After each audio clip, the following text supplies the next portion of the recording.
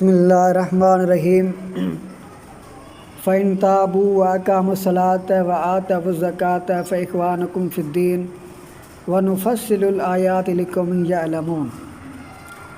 اللہ تعالیٰ کا ارشاد ہے، پس اگر وہ توبہ کریں اور نماز قائم کریں اور زکوٰۃ ادا کریں تو وہ تمہارے دینی بھائی ہیں، اور ہم صاحبان علم کے لیے تفصیل سے آیات بیان کرتے ہیں۔ اہل قبلہ کی تکفیر اور عدم تکفیر میں مذاہب جو ہیں آپ کے خدمت پیش کر رہا ہوں۔ امام ابو جعفر محمد بن جریر طبری متوفہ 310 ہجری اپنی سند کے ساتھ روایت کرتے ہیں، حضرت ابن عباس رضی اللہ تعالیٰ عنہ نے فرمایا، اس آیت نے اہل قبلہ کا خون حرام کر دیا۔ یہ روایت جامع البیان میں موجود ہے۔ اس آیت سے یہ مسئلہ بھی معلوم ہوا کہ جو شخص شرک اور کفر سے تائب ہو، نماز پڑھے اور زکوٰۃ ادا کرے، وہ مسلمانوں کا دینی بھائی ہے۔ سبحان اللہ۔ اس کی تکفیر جائز نہیں ہے۔ علامہ سعد الدین مسعود بن عمر تفتازانی متوفہ 791 ہجری لکھتے ہیں، اہل سنت و جماعت کے قواعد میں سے یہ ہے کہ اہل قبلہ میں سے کسی کو کافر قرار دینا جائز نہیں ہے۔ اس کے بعد لکھتے ہیں، ان کا یہ کہنا کہ اہل قبلہ کی تکفیر جائز نہیں، پھر یہ کہنا کہ جو شخص قرآن کو مخلوق کہے یا آخرت میں اللہ تعالیٰ کے دیدار کو محال کہے یا حضرت ابوبکر رضی اللہ تعالیٰ عنہ یا عمر رضی اللہ تعالیٰ عنہ کو گالی دے یا ان کو معاذ اللہ لعنت کرے، وہ کافر ہے۔ ان دونوں قولوں کو جمع کرنا مشکل ہے۔ شرح عقائد نصفی میں یہ روایت موجود ہے۔ علامہ عبدالعزیز برہاروی نے اس کے حسب ذیل جواب دیے ہیں۔ اہل قبلہ کو کافر نہ کہنا شیخ اشعری اور ان کے متبعین کا مذہب ہے، اور امام اعظم ابو حنیفہ رضی اللہ تعالیٰ عنہ سے بھی المتقی میں اسی طرح منقول ہے، اور فقہا نے ان لوگوں کو کافر کہا ہے، اس لیے تعارض نہیں ہے۔ دوسرا قول یہ ہے کہ قرآن مجید کا کلام اللہ تعالیٰ کا کلام ہونا اور آخرت میں اللہ تعالیٰ کا دیدار ہونا کتاب سنت اور اجماع سلف سے دلائل قطعیہ سے ثابت، اور حضرت ابوبکر رضی اللہ تعالیٰ عنہ، حضرت عمر رضی اللہ تعالیٰ عنہ کا ایمان اور ان کا شرف عظیم بھی دلائل قطعیہ سے ثابت ہے۔ سو جو شخص ان امور کا منکر ہو، وہ اللہ تعالیٰ اور اس کے رسول صلی اللہ علیہ وسلم کا مصدق نہیں ہے، اور اس کا اہل قبلہ سے ہونا معتبر نہیں ہے۔ اللہ تعالیٰ فرما رہا ہے، وَإِن نَكَثُوا أَيْمَانَهُم مِّن بَعْدِ عَهْدِهِمْ وَطَعَنُوا فِي دِينِكُمْ فَقَاتِلُوا أَئِمَّةَ الْكُفْرِ إِنَّهُمْ لَا أَيْمَانَ لَهُمْ لَعَلَّهُمْ يَنتَهُونَ۔ اور اگر یہ عہد کرنے کے بعد اپنی قسمیں توڑ دیں اور تمہارے دین پر تنازع کریں تو تم کفر کے علم برداروں سے جنگ کرو، اور ان کی قسموں کا کوئی اعتبار نہیں ہے، شاید کہ وہ باز آ جائیں۔ کفر کے علم برداروں کا مصداق یعنی کہ جن مشرکین سے تم نے معاہدہ کیا تھا کہ وہ تم سے جنگ نہیں کریں گے اور تمہارے خلاف دشمنوں کی مدد نہیں کریں گے، اور وہ مشرک اس معاہدے کو توڑ دیں اور تمہارے دین اسلام کی مذمت اور برائی کریں، تو تم کفر کے ان علم برداروں سے جنگ کرو، کیونکہ ان کی قسموں کا کوئی اعتبار نہیں ہے۔ ہو سکتا ہے کہ وہ اس طرح تمہارے دین کی مذمت کرنے سے اور تمہارے خلاف تمہارے دشمنوں کی مدد کرنے سے باز آ جائیں۔ حضرت قتادہ نے کہا، کفر کے ان علم برداروں سے مراد ابو سفیان بن حرب، امیہ بن خلف، عتبہ بن ربیعہ، ابو جہل بن ہشام اور سہیل بن عامر ہیں۔ یہ وہ لوگ ہیں جنہوں نے اللہ تعالیٰ سے عہد کر کے توڑا اور رسول اللہ صلی اللہ علیہ وسلم کو مکہ سے نکالنے کا قصد کیا۔ جامع البیان میں یہ حدیث روایت ہے۔ توہین رسال کرنے والے غیر مسلم کو اسلامی ملک میں قتل کرنے کے ثبوت میں احادیث اور آثار موجود ہیں۔ امام رازی نے لکھا ہے کہ حضرت زجاج نے لکھا ہے، آپ نے کہا ہے کہ جب ذمی دین اسلام میں طعن کرے تو یہ آیت اس کے قتل کو واجب کرتی ہے، کیونکہ ان کی جان اور مال کی حفاظت کا جو مسلمانوں نے عہد کیا تھا وہ اس شرط کے ساتھ مشروط تھا کہ وہ دین اسلام میں طعن نہیں کرے گا، اور جب اس نے دین اسلام میں طعن کیا تو اس نے اپنے عہد کو توڑ دیا۔ تفسیر کبیر میں یہ روایت موجود ہے۔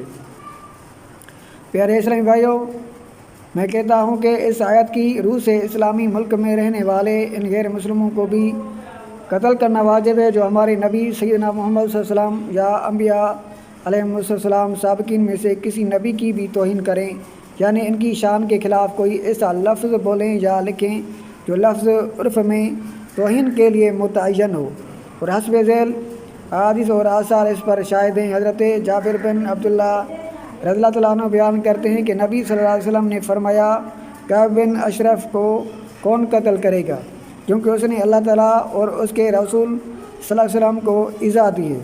حضرت محمد بن مسلمہ نے کہا، یا رسول اللہ صلی اللہ علیہ وسلم، کیا آپ صلی اللہ علیہ وآلہ وسلم یہ چاہتے ہیں کہ میں اس کو قتل کر دوں؟ آپ صلی اللہ علیہ وآلہ وسلم نے فرمایا ہاں۔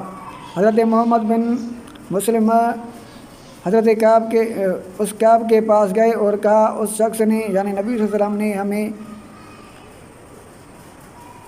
تھکا دیا ہے اور ہم سے صدقہ کا سوال کرتا رہتا ہے، نیز کہا بخدا تم اس کو ضرور ملال میں ڈال دو گے، اور کہا ہم نے اس کی پیروی کی ہے اور اب ہم اس کو چھوڑنا ناپسند کرتے ہیں، حتیٰ کہ ہم جان لیں کہ آخر کار ان کا ماجرا کیا ہوگا۔ وہ اسی طرح کعب بن اشرف سے باتیں کرتے رہے حتیٰ کہ موقع پا کر اس کو قتل کر دیا۔ صحیح بخاری شریف میں یہ حدیث موجود ہے۔ حضرت ابن عباس رضی اللہ تعالیٰ عنہ بیان کرتے ہیں کہ ایک نابینا کی باندھی ولد تھی، وہ نبی صلی اللہ علیہ وسلم کو برا کہتی تھی اور آپ صلی اللہ علیہ وسلم کو سب و شتم کرتی تھی۔ وہ نابینا اس کو منع کرتے رہتے تھے اور وہ باز نہیں آتی تھی۔ ایک رات جب وہ نبی صلی اللہ علیہ وسلم کو سب و شتم کر رہی تھی، انہوں نے ایک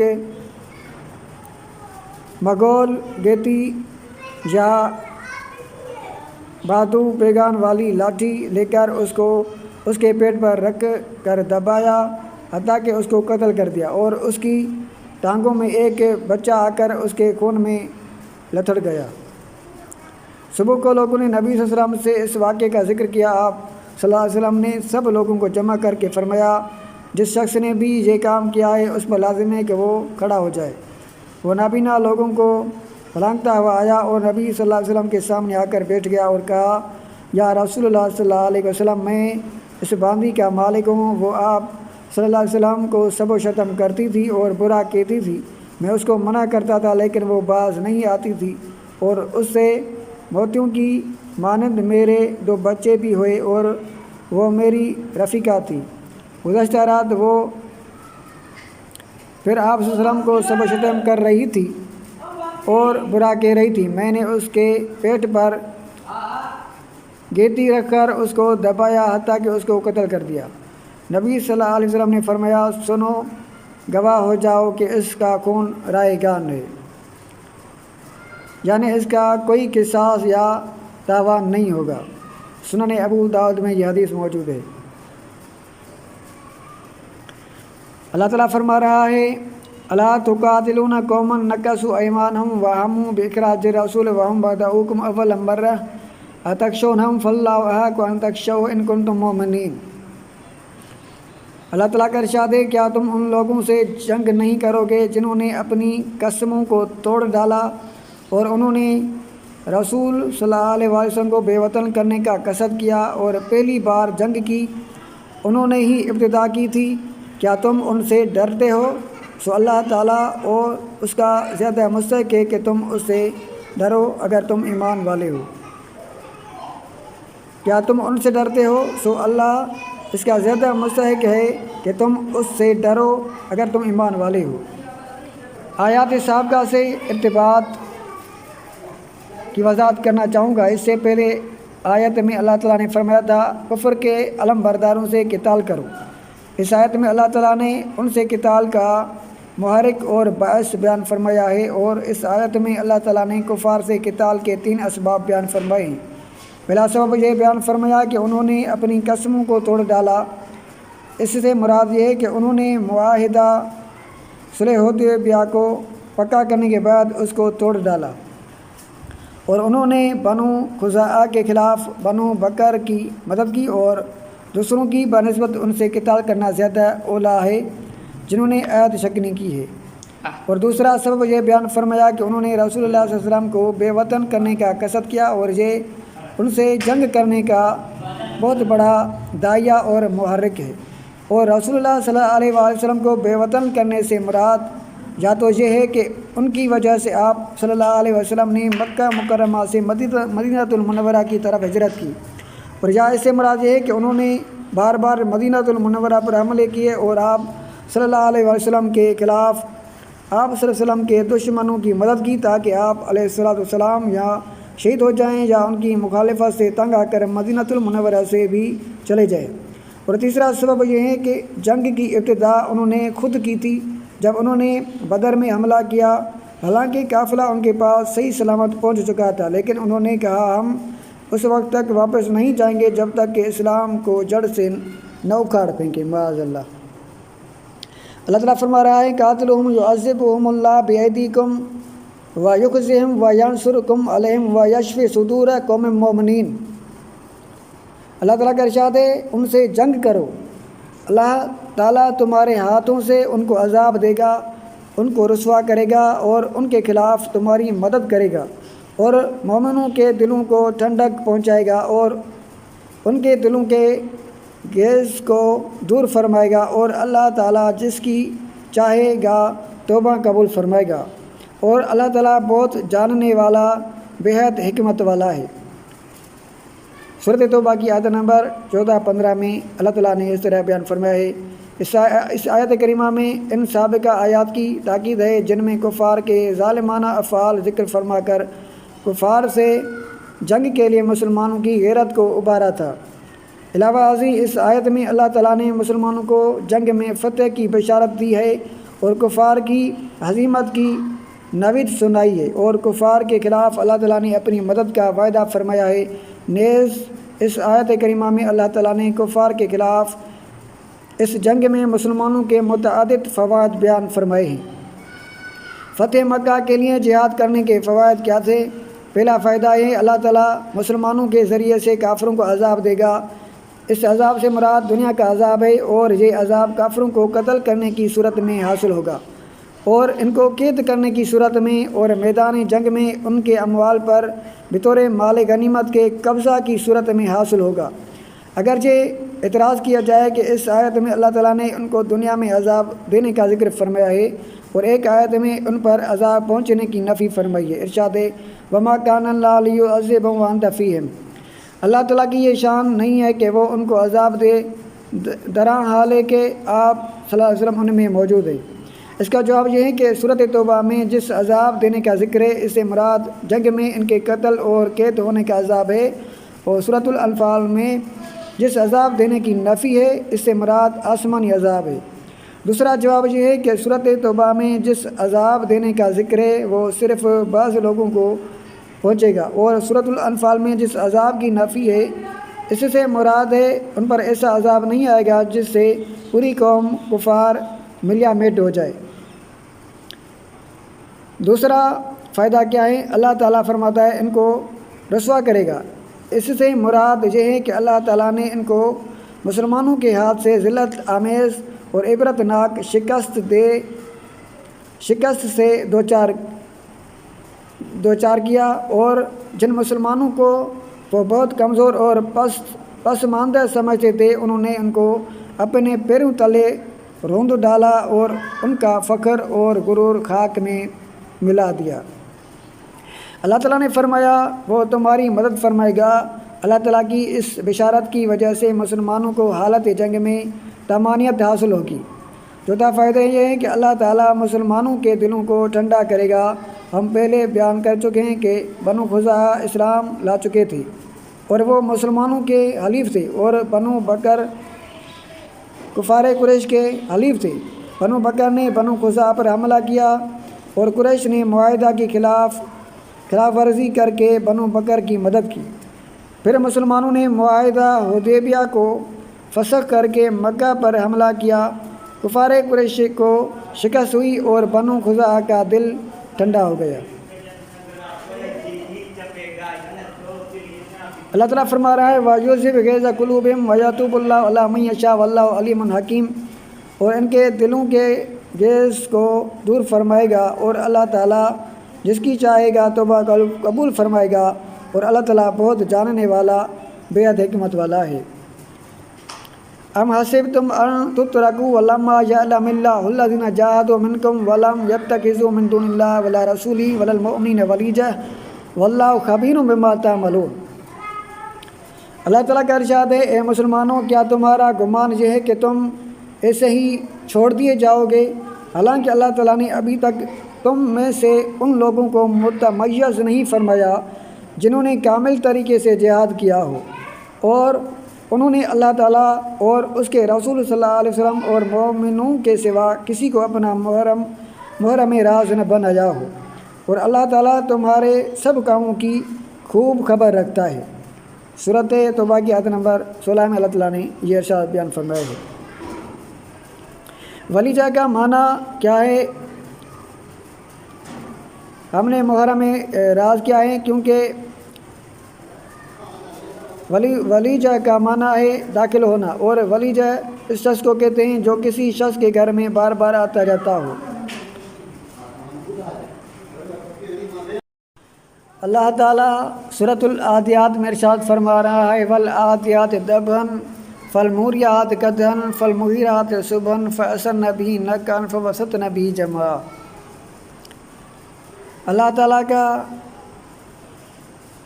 سورۃ العادیات میں ارشاد ہے ان گھوڑوں کی قسم جو بہت تیز دوڑتے ہیں، ہانپتے ہوئے پتھر پر سم مار کر چنگاریاں اڑاتے ہیں، پھر صبح کے وقت دشمن پر حملہ کرتے ہیں، پھر اس وقت وہ گرد و غبار اڑاتے ہیں، پھر دشمن کی فوج میں گھس جاتے ہیں۔ اللہ تعالیٰ نے اس سورۃ العادیات میں ان گھوڑوں کی قسمیں لے کر ان گھوڑوں کی شان بیان فرمائی ہے جنہوں نے صحابہ کرام کا ساتھ دیا، بالخصوص غزوہ بدر میں اللہ تعالیٰ نے ان گھوڑوں کے اداؤں کو قرآن کریم میں بیان فرمایا ہے کہ وہ بھی مجاہدین کے وفادار ہوئے۔ ان گھوڑوں کی ادا کو اللہ تعالیٰ نے پسند فرمایا ہے۔ تو پیارے اسلامی بھائیوں، جہاد کرنا اسلام کی سربلندی کے خاطر اللہ تعالیٰ کی خوشنودی اور رضامندی کے لیے اپنی جانی مالی قربانی کا نذرانہ پیش کرنا، اللہ تعالیٰ کی ذات کی رضامندی اور خوشنودی کے لیے یہ انبیاء علیہ السلام کی سنت ہے، بالخصوص رحمت العالمین صلی اللہ علیہ وسلم کی سنت اور صحابہ کرام خلفائے راشدین رضی اللہ تعالیٰ عنہم اجمعین کی سنت ہے۔ اللہ تعالیٰ نے ایک آیت کریمہ میں فرمایا ہے من المؤمنین رجال صدقوا ما عاهدوا اللہ علیہ فمنہم من قضى نحبہ ومنہم من ينتظر وما بدلوا تبدیلا۔ مومنین میں سے وہ شخص ہیں جنہوں نے اللہ تعالیٰ سے عہد کیا، انہوں نے اپنا عہد وفا کر دیا، انہوں نے اپنا وعدہ وفا کر دکھایا۔ میدان بدر میں جو صحابہ کرام حاضر نہیں ہو سکے تھے کسی سبب کے وجہ سے، تو جب غزوہ احد ہوئی تو اس غزوے میں انہوں نے اپنا وعدہ نبھا کر دکھایا۔ انہوں نے کہا یا اللہ، جب دوسری بار ایسا کوئی موقع غزوے کا پیش ہوا تو ہم اپنی جان کی بازی لگا کر دکھائیں گے، اسلام کو زندہ کر کے دکھائیں گے۔ تو اللہ تعالیٰ نے ان کے اس عہد کا اس آیت کریمہ میں ذکر بیان فرمایا ہے کہ انہوں نے اپنا وعدہ وفا کر دکھایا۔ وَمِنْهُم مَّن يَنتَظِرُ، اور ان اشخاص میں سے ایک وہ بھی شخص تھا جو کہ شہادت کے انتظار میں تھا۔ وما بدلوا تبدیلا، یعنی خلفائے راشدین نے، ابوبکر، عمر، عثمان، علی رضی اللہ تعالیٰ عنہم اجمعین نے قرآن کریم میں دین اسلام میں کوئی بھی تبدیلی کوئی پھیر پھار نہیں کی۔ قرآن کریم جس سے 1400 سال پہلے 30 پارہ تھا، آج بھی 30 ہی پارہ ہے۔ ہمیں قرآن کریم پہ کامل ایمان رکھنا چاہیے، کیونکہ اللہ تعالیٰ نے فرمایا ہے اِنَّا نَحْنُ نَزَّلْنَا الذِّكْرَ وَإِنَّا لَهُ لَحَافِظُونَ۔ ہم نے ہی قرآن کریم کو نازل فرمایا ہے، ہم اس کی حفاظت کرنے والے ہیں۔ پیارے اسلامی بھائیوں، بہت سی آیات مقدسات میں اللہ تعالیٰ نے جہاد کا حکم فرمایا ہے۔ جہاد تب ہوتا ہے جب دشمنان دین رسول اللہ صلی اللہ علیہ وسلم کی امت کو اور دین اسلام جیسی عظیم نعمت کو مٹانا چاہیں، ختم کرنا چاہیں، تو یہی وقت ہوتا ہے کہ اللہ تعالیٰ کی ذات پر کامل ایمان رکھ کر، یقین رکھ کر، بھروسہ رکھ کر، کمر بستہ ہو کر آگے قدم بڑھائیں، آلات حرب و ضرب اپنے لیے مکمل طور پر جمع کر کے اپنا بلٹ پروف لباس کا انتظام کر کے اچھی طرح سے ٹریننگ یافتہ ہو کر اور موجودہ وقت کے حساب سے جدید اوزاروں کی ضرورت ہے۔ پہلے تو تیروں تلواروں اور نیزہ جات سے جنگیں ہوتی تھیں، لیکن آج موجودہ وقت میں جدید ہتھیاروں کی ضرورت ہوتی ہے۔ تو موجودہ وقت کے حساب سے جدید اوزاروں کا بندوبست کر کے دشمن دین کا مقابلہ کریں، ان کو جانم رسید کریں، جو کہ بے گناہ مسلمانوں کو، رسول اللہ صلی اللہ علیہ وسلم امتیوں کو معاذ اللہ قتل کر رہے ہیں، ان کو اچھے سے جواب دیں، ان کے معلوم ہو جائے کہ اللہ تعالیٰ ہمارے ساتھ ہے، رسول اللہ صلی اللہ علیہ وسلم ہمارے انبیاء اولیاء ہمارے ساتھ ہیں، اللہ تعالیٰ کی ملائکہ کی جماعت ہمارے ساتھ ہے۔ انشاءاللہ تعالیٰ دین اسلام کا بول بڑا رہے گا، اسلام کا پرچم اعلیٰ رہے گا۔ وآخر دعوانا الحمدللہ رب العالمین۔ ابھی تم لوگ سبسکرائب نہیں کر رہے، انشاءاللہ ایک وقت ایسا آئے گا کہ تم یوٹیوب پر سرچ کرو گے کہ یہ بندہ ہے کہاں پر، یار اس کو سبسکرائب کرنا چاہیے تھا۔ اس وقت بدلتے ہوئے ٹائم نہیں لگتا میرے بھائی۔ انشاءاللہ ابھی ہم بہت نیچے ہیں، ہمیں اللہ اس مقام پر بھی لے کے جائے گا۔ شیئر دس بلاگ اینڈ دعاؤں میں یاد رکھیے گا۔ اللہ حافظ۔